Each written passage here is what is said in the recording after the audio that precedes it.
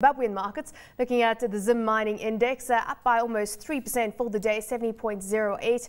Looking at that industrial index, and overall closing the week up on a positive note, 3.4% to the good, but for the day closing down by 0.4%. And just looking at how some of the stocks have performed, CBZ, the top performer, up 24%, Fell Gold up 15% for the week, Old Mutual a 9% gain, and Delta also in strong gain for the week of 8%.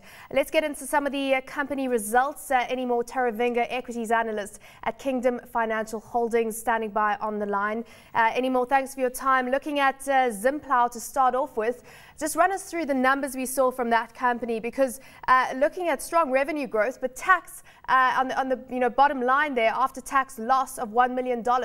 Take us through how that happened. Thank you. We saw Zimplow publishing their results yesterday. It's the first time now they're reporting as the holding company. They recently acquired a controlling stake in Tractive Power Holdings, which was also listed on the ZSE. As a result of that effect, they actually had to borrow some money to finance the working capital for TPH. That led to an accumulation of interest charges amounting to about 0.7 million.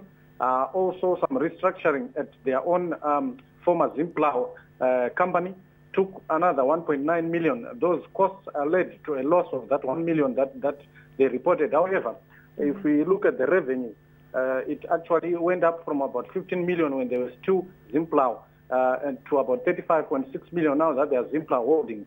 But the effect of that transaction coming quite hard on their earnings. Mm-hmm. What's been the response to InScore Africa? Because we talk about the impact of the cost of the transaction with Tractive Power for Zimplow. What about National Foods and the cost or the gains that they made rather from the sale of that business? How did that impact InScore? Well, last year InScore Africa actually disposed part of their stake in National Foods to Tiger Brands of South Africa, and out of that transaction they made a non-recurring gain of 5 million, which they reported in the earnings for last year. However, because this was a non-recurring item, this year that item is missing from the financials. So as a result, we found that their earnings actually went down